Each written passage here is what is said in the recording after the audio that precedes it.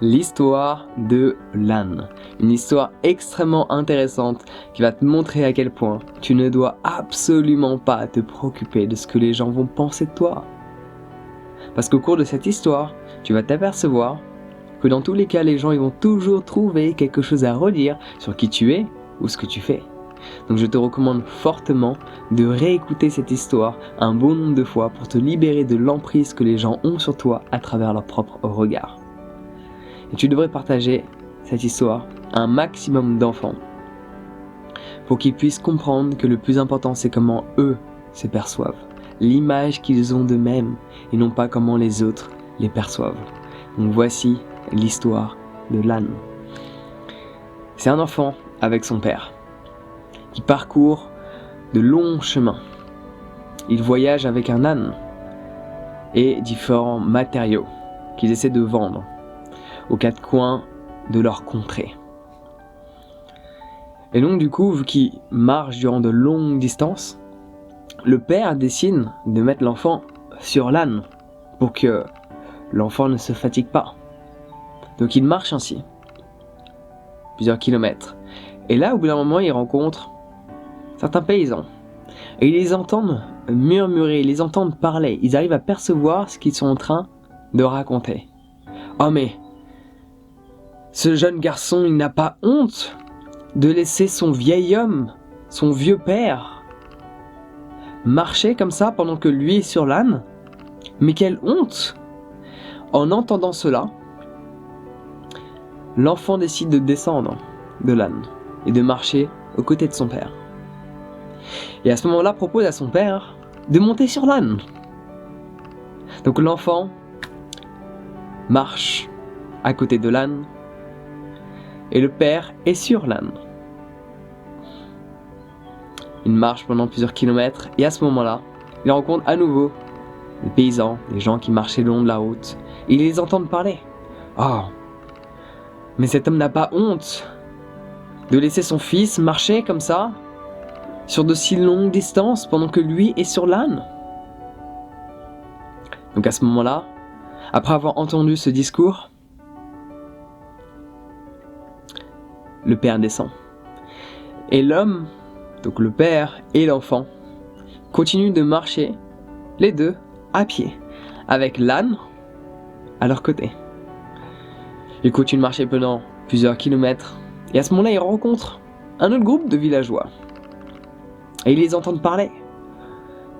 Mais ne sont-ils pas stupides d'avoir un âne et de ne pas l'utiliser? De ne pas être dessus? Il faut être stupide. À ce moment-là, après avoir entendu ce discours, l'homme et l'enfant décident à ce moment-là de monter à deux sur l'âne. Ils pensent qu'à ce moment-là, c'est bon, ils vont satisfaire tout le monde. Donc l'homme, le père et l'enfant continuent leur chemin, leur route sur l'âne. Et à ce moment-là, ils croisent d'autres groupes de personnes quelques kilomètres plus loin. Et là, les gens leur disent « Mais vous avez pas honte quand même? Vous pensez au dos de cet animal, à la souffrance de celui-ci? Vous n'avez pas honte quand même de le faire souffrir alors qu'il n'a rien demandé ?» À ce moment-là, le père et l'enfant décident de descendre de l'âne. Mais ils se sentent un peu confus, parce qu'ils se disent « Mais quoi faire? Mon enfant était sur l'âne, j'ai été sur l'âne, on a marché à côté de l'âne, on a été tous les deux sur l'âne, et pourtant, il n'y a rien qui va. » Donc ils continuent de marcher en se posant des questions, mais quoi faire? Et à un moment donné où ils s'apprêtent à traverser une rivière, ils prennent la décision de porter l'âne. Et par ce fait, du coup, ils se mettent à porter l'âne, tous les deux, et à traverser une rivière. Et à ce moment-là, ils se font emporter par le courant. Et je te laisse imaginer la fin de l'histoire. La morale de celle-ci, c'est que si tu te préoccupes trop de ce que les gens vont penser, à un moment donné, ça va mal finir. Laisse-moi répéter ça. Si tu te préoccupes trop de ce que les gens vont penser, à un moment donné, cela va mal finir. Tu peux pas répondre aux attentes de qui que ce soit, Parce que même si tu essaies de répondre aux attentes d'une personne bien spécifique, les attentes de cette personne envers qui tu es risquent fortement de changer. Et ça, devine, tu ne peux pas le contrôler. Alors pourquoi tu essaies de répondre à ces attentes qui elles-mêmes sont susceptibles de changer, de varier, d'avoir des options en plus. Donc ça se complique. Tu devrais mettre le tout de côté. Quand tu fais en sorte de vivre ta vie pour les autres et de ne pas la vivre pour toi, à un moment donné, tu le regretteras. Je sens qu'on va sortir des punchlines. Laisse-moi répéter ça. Quand tu vis ta vie pour les autres et non pas pour toi, à un moment donné, tu le regretteras. Tu devrais être la personne que toi tu veux être et non pas la personne que tes parents veulent que tu sois. Tu devrais être la personne que toi tu veux être et non pas la personne que la société veut que tu sois. Tu devrais être la personne que toi tu veux être et non pas la personne que la plupart des gens aimeraient que tu sois. Tu devrais être qui tu es. Tu devrais être toi-même. Exprimer ce qu'il y a au fond de qui tu es.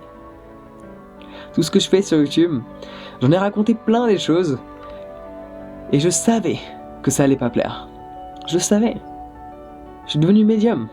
Ah oui, 600 vidéos, tu lis les commentaires de 600 vidéos, au bout d'un moment tu connais la réaction des gens en fonction de ce que tu t'apprêtes à exprimer.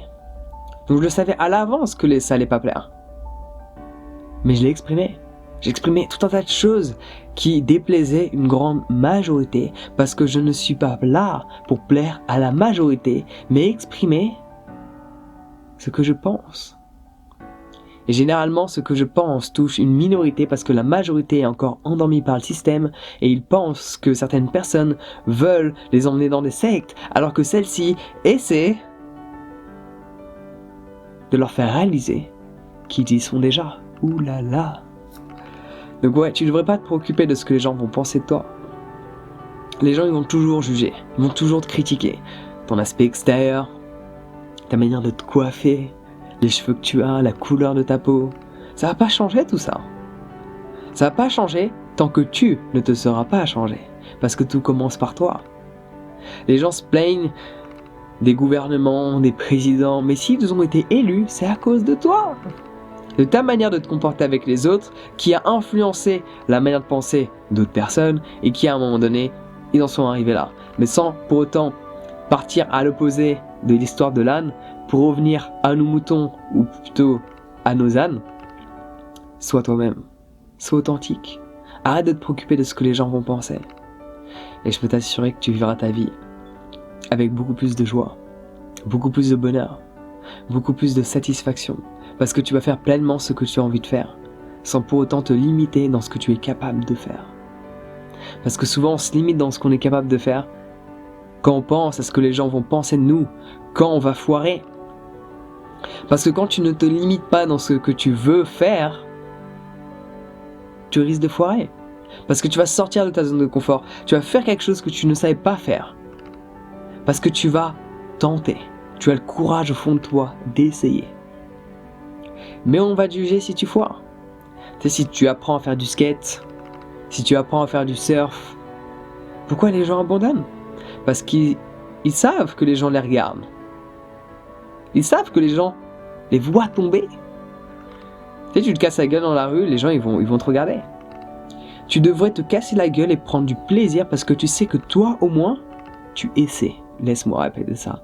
Punchline après punchline. Tu devrais te casser la gueule souvent et de réaliser pleinement que toi au moins, tu essaies. Et plus qu'essayer, tu es dans ce processus d'accomplissement alors que la plupart des gens sont encore dans le rôle de l'observateur. Ils regardent des films à la télé. Ils regardent les acteurs expérimenter leurs rêves et eux sont juste là, assis sur leurs fesses. Donc tu devrais pas te préoccuper de ce que les gens vont penser, dans tous les cas on va te critiquer. Mais plus on te critique, mieux c'est. Plus tu vas être critiqué, plus tu fais. Je suis extrêmement critiqué. Pourquoi cela? Parce que je fais beaucoup de choses et je donne beaucoup. Je m'expose beaucoup. Du coup on va beaucoup me critiquer, mais en même temps, j'en suis très satisfait. Parce que quand je regarde ma vie, je peux dire qu'une seule chose, c'est « Oh yeah! Oh yeah! Oh yeah! » Arrête de te préoccuper de ce que les gens vont penser de toi. Juste vis ta vie parce que tu n'en as qu'une. Sur ce, prends soin de toi, passe une excellente journée et à très vite.